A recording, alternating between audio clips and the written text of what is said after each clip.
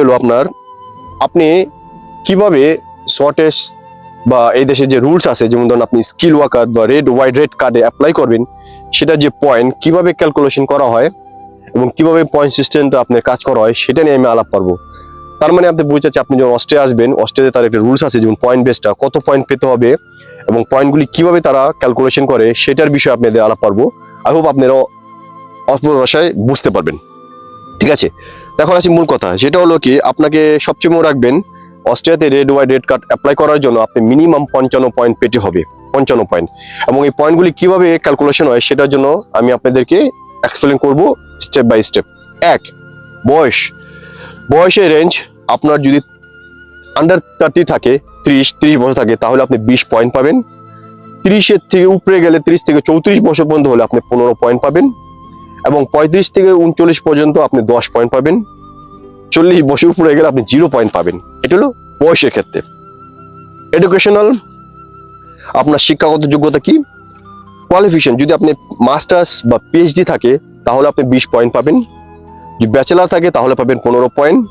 Vocational বা honours বা diploma course থাকলে আপনি 10 পয়েন্ট পাবেন। এবং স্কুল লিভিং বা এইচএসসি ও আদার লেভেলের জন্য আপনি 0 পয়েন্ট পাবেন। ঠিক আছে। 3, ওয়ার্কিং এক্সপিরিয়েন্স। ওয়ার্কিং এক্সপিরিয়েন্সের জন্য কাজের অভিজ্ঞতা, আপনার এক্সপিরিয়েন্স থাকতে হবে 3 বছরের প্লাস হলে, যে ফিল্ডে আপনি কাজ করেন 10 পয়েন্ট পাবেন। 2 বছর হলে আপনি 5 পয়েন্ট পাবেন। আর যদি নাই থাকে তাহলে 0 পয়েন্ট পাবেন। স্কিল ল্যাঙ্গুয়েজ, যেটা নাকি বলে ল্যাঙ্গুয়েজ বা নাম্বার 4 আছে আপনার হলো ল্যাঙ্গুয়েজ বা স্কিল, ভাষা দক্ষতা। যদি আপনার জার্মান ভাষার লেভেল যদি আপনি B2 থাকে, B2, তাহলে আপনি 20 পয়েন্ট পাবেন।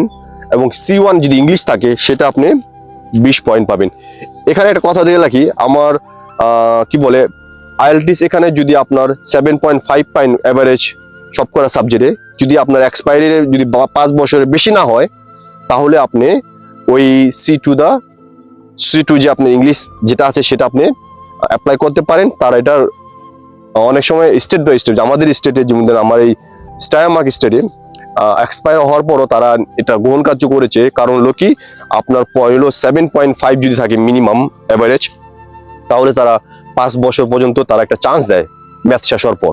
তার মানে কি বলতে চাচ্ছি, আপনার যদি জার্মান ভাষা না থাকলেও যদি আপনি C1 বা C2 কি বলে যদি ইংলিশে যে আইএলটিএস আছে সেটা যদি থাকে, সেটার মাধ্যমে কিন্তু আপনি এক্সপায়ারি হওয়ার পর আপনি কিন্তু তাদের কাছে জমা করে আপনি পারছেন। কিন্তু এটা ডিপেন্ড করে স্টেট টু স্টেট। আমাদের স্টেটের ভ্যালিড হচ্ছে, আমি জানি অন্য স্টেটের ভ্যালিড হবে কিনা।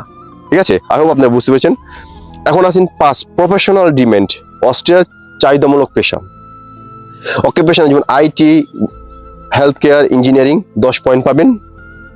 এবং জেনারেল অকুপেশন জন্য 0 পয়েন্ট। এখানে কোনো যদি আপনার এটা মানে বলতে কি চাচ্ছি, যেমন ধরেন ওদের যে লিস্ট আছে, এই লিস্টের ভিতরে যদি আপনার নাম থাকে, আপনার প্রফেশন থাকে, তাহলে আপনি এক্সট্রা আরো 10 পয়েন্ট পাবেন। ঠিক আছে।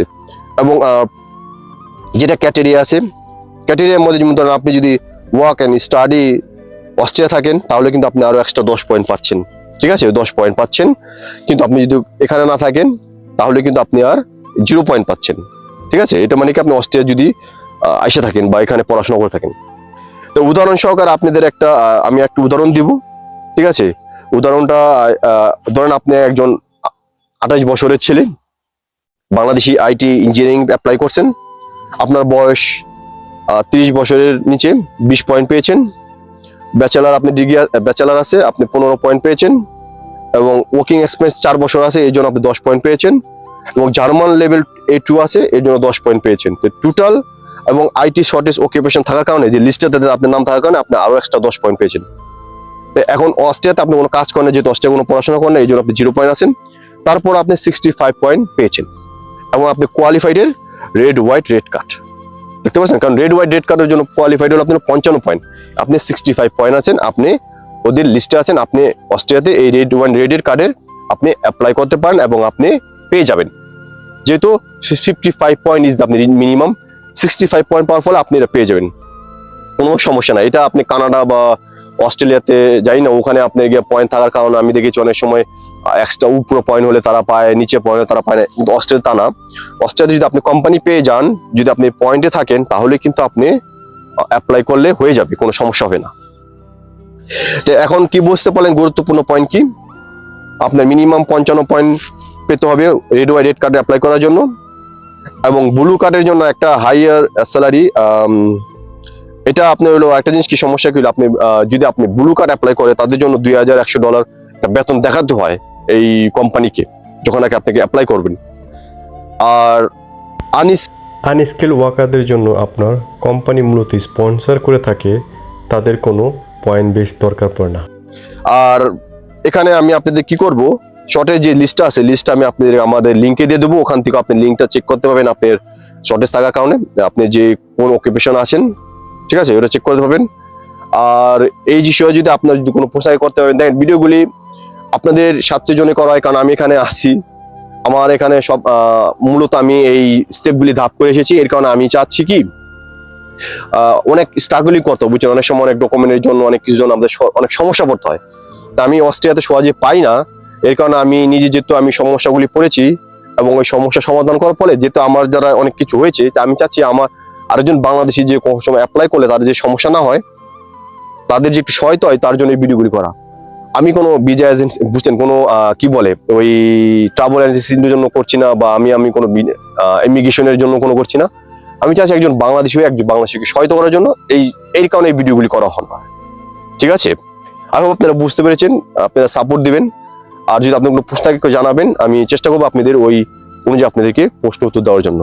পরবর্তী ভিডিও আশা করেন অন্য একটা ভিডিও নিয়ে আসবো, হয় আপনার কোনো একটা ইনফরমেশন নিয়ে অস্ট্রেলিয়ার বিষয়ে। ভালো থাকবেন, সুখে থাকবেন, এই নিয়েই বিদায় নিচ্ছি। Bye for today.